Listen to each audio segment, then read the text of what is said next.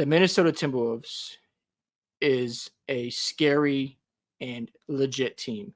I thought going into the series that Jokic would be the best player on the basketball court, and he hasn't been. And we'll talk about how Denver can get back in the series. But let's first focus on how the Timberwolves are dominating this matchup. First off, this defense, which I already knew was elite, is showing up in a way I didn't expect. To be honest, I really didn't expect them to just shut down Denver to a point where they're complaining to the refs. Jokic is turning the ball over. Jamal Murray, who knows when he's going to make a shot or ever get a clean look off. Denver is out of sync.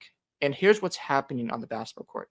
Minnesota's ball pressure, and they are crowding Denver's space. And when they're in their space, they are winning the matchup. So if you look at, there's a play where Jamal Murray was going up the court. He should have passed to Aaron Gordon, but Nickeil Alexander-Walker, and you had, I think it was Jaden McDaniels, they were doubling him, and they were pressing him so much that he was wasting so much time. And there was like 12 seconds left on the shot clock when he was able to pass out of the double team. That is the type of defense that Minnesota is using against Denver, and Denver is not matching that physicality. They don't want to fight Minnesota. Minnesota is here to get up in your face. They make it so difficult for you to score the basketball that you have to work to generate a shot. So when you're watching Denver out there and they're trying to generate some offense, Minnesota is just pressing their spaces and they're not giving them any room to operate. And Denver's not fighting at all. You know, when I saw a play with Michael Porter Jr., he had the ball. I think it was Nickeil Alexander-Walker. He was on him, and Porter didn't make any adjustments. He just let him get up in his grill, and nothing happened. There was no adjustments with Denver. You saw, I think Jamal Murray threw something on the basketball court, which was unnecessary. You saw Mike Malone come out when it was 20-20, start complaining about a play on the previous call. And after in the press conference, he never said, yeah, I shouldn't have done that. And Jamal Murray didn't even show up to the press conference. And I'm like, bro, you need to show up because you are the second option. You want a championship, but it's not always going to go your way. They are getting killed out there. And Minnesota, you guys deserve a lot of credit. This team is ferocious. I would say one of the weaknesses with Minnesota, because I want to be objective with the Wolves, is ball pressure on the backcourt. Sometimes Minnesota struggles to pass the ball out of tough situations. And Denver started playing full court and they pressed them and they were getting defensive stops. But here's the problem. When Minnesota's up 20 points, they can go through offensive slumps because the defense is so elite. If you are an offensive team and you go into the series with a specific strategy on Minnesota, you got to work hard because Minnesota isn't giving up anything. They didn't have Rudy Gobert in that game. And they were up, I think it was 35 points at one point. It was crazy. Now, let's talk about Anthony Edwards, because if the playoffs end the way I think it's going to end, he's going to be the best player in basketball. And there's going to be no debate. Now, what's going on with Minnesota is, if you haven't paid attention, they beat Kevin Durant. They have to go on the road in the next 3 playoff series, assuming Dallas doesn't beat OKC. So let's just say they have to play the Thunder in the next round, but they got to go on the road and win that series. Not an easy place to play. SGA is at the top of his game. And let's just say they go to the finals. And obviously, I expect Boston to beat it. I think we all expect that. They win that series. So think about it. You beat Kevin Durant, Nikola Jokic, who was labeled the best player in basketball, and he still is right now. So he has a chance to respond to what's going on. You beat SGA, and then you beat the golden child, Jason Tatum, in the finals.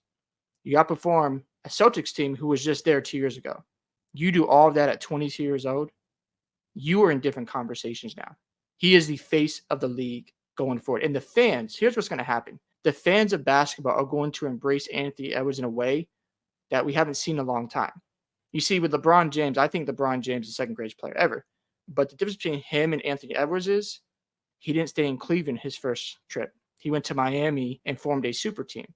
Anthony Edwards is still with the same team in his fourth season. He's doing all this right now. That is special. And he's not only just playing well, he's outperforming the other superstars. He outplayed Kevin Durant. He's outplaying Nikola Jokic. If he goes and outplays SGA and Jason Tatum, so what's going to be the next conversation? Anthony Edwards. And people are going to start, I'm telling you, they're going to start pushing these narratives for Anthony Edwards being the next guy. And LeBron James fans, be ready, because there's going to be a lot of nasty conversations about why they think Ant-Man is better than guys like LeBron James. You might not like that, but they'll say, well, he was 22 and he won a championship and he didn't run from the grind. He stayed on the same franchise. You could say, oh, well, the president was better. Sure, I'll give you that. But LeBron left the first time. And I don't hold that against LeBron, but at the same time, that will be the conversation. So all these conversations about with Michael Jordan not being better than LeBron, the 90s weren't as good. Those same conversations are coming towards LeBron James next. Might not like that, but it's going to happen. So if Ant ends up finishing this story and he's a champion at 22 years old and he's not in his prime yet, and Minnesota continues to dominate the way they are right now, they're young. They don't have they'll just vet as, I believe, Mike Conley, and they just got to upgrade the point guard position, in my opinion. That's the only thing they really need to improve upon. We know Ant-Man is going to get better at playmaking, and I'm looking around, and he's relatable to people. That's why a lot of fans, I embrace Ant-Man. If I have my favorite players in front of me, it's Ant-Man, it's Paolo Banchero. I still love Jason Tatum, no matter how I feel about my Celtics. Nikola Jokic, and then Victor Wembanyama. Those are my top 5 favorite players right now. When I look at what's happening in Minnesota and what he's doing, can't deny it. It's going to be a lot of fun. And I love what's going on because we see a young player taking the league by storm, and he is coming for everybody. He's not afraid of the moment. That's what separates Ant from these other guys right now. And I love what I'm seeing from him. And another thing is I get to see Anthony Edwards continue to get better. Like, I'm going to watch him for a very long time. When I saw Jordan, he was at the end of his career when he played against the Jazz and he played against the Wizards. I get to see the entire development of Anthony Edwards. It's exciting to me. I love what I'm seeing. Now, moving on to the Denver Nuggets. How can they get back in this series? They got to fight. Nikola Jokic, you're the best player in the world. You got to show up. You got to be aggressive in the paint and not pass up on shots. You have to be more assertive. You see, when Denver runs their offense, there has to be more purpose and you have to be faster because any indecisiveness or you're uncertain about what you're going to do, Minnesota is going to lock you up and you have no chance. It just seems like such a big mismatch. The bench for Minnesota is better. You have Anthony Edwards. You have the bigs that can contain Jokic, but still, if you're the best player in the world, there is a responsibility to that title. And if you want to hold that belt, you have to show up. I think Jokic is still a phenomenal player. 3rd MVP today. Congratulations. He deserves it. However, if you go out 4-0, that best player in the world title is gone. It's up for grabs. Because if Minnesota continues to have their way and dominate and you don't respond, that's a concern. Because what's going to happen is next season, psychologically, Minnesota has the advantage over you. Doesn't matter what you do. Doesn't matter what players you add. They have the psychological advantage, and they know if Anthony Edwards wins a championship, they've got the best player on the basketball court. So Denver needs to respond. They need to get out there and fight, own their space, win the hustle plays, and outwork Minnesota.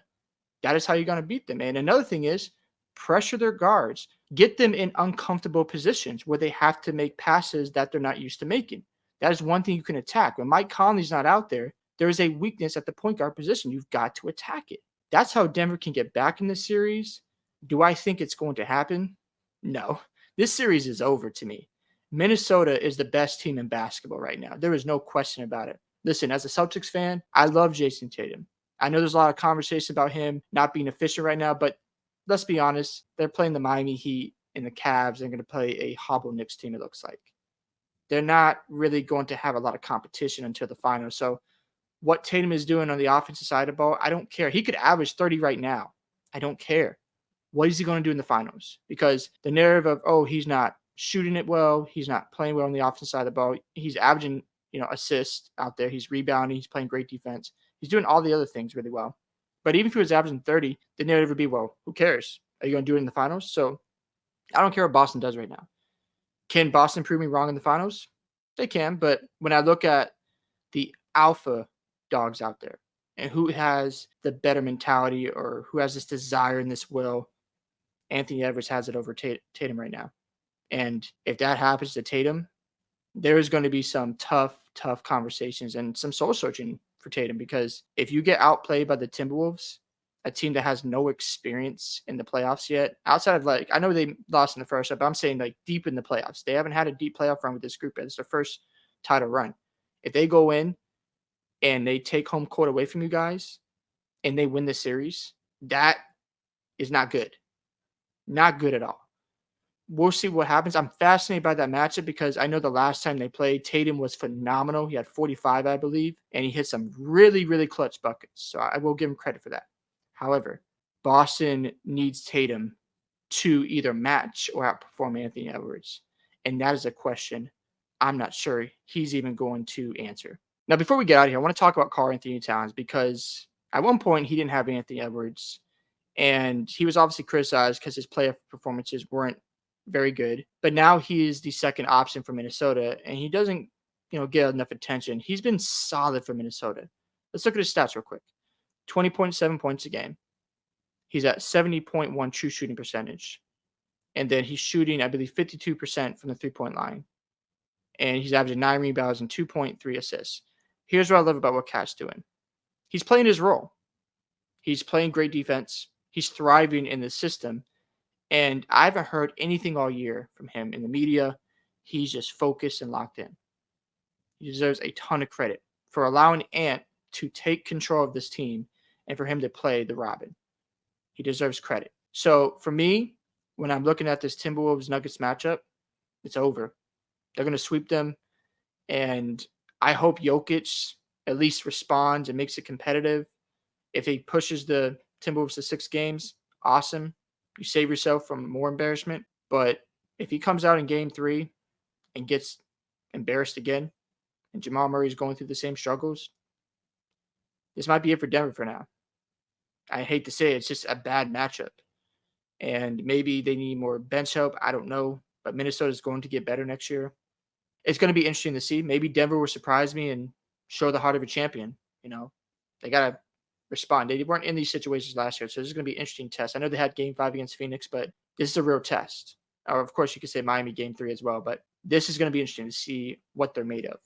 Because the second championship back-to-back is harder than the first one. We'll see how that plays out. But if Minnesota wipes the floor off of them in game 3 and game 4, yikes. I just think at this point, Minnesota is going to win it all. Anthony Edwards is unbelievable. This defense looks like they're on a mission. And you can just tell by the energy, they're focused, they are locked in. It just has a different feeling to me. Now, obviously, Boston is dominating the East, and they deserve their credit, but it's going to be fun. I hope we get that matchup. I think we will. Seeing Anthony Edwards, the way he's performing out there, I just got a lot of respect for him, and I can't wait to see the rest of his career play out because it's going to be fun to watch. Hope you guys enjoyed this video today. Make sure you guys like the video, subscribe to the channel. Love to hear your thoughts on what you think about the Nuggets versus Timberwolves so far. Do you think the Wolves are going to win the title as well? And I'll see you in the next one.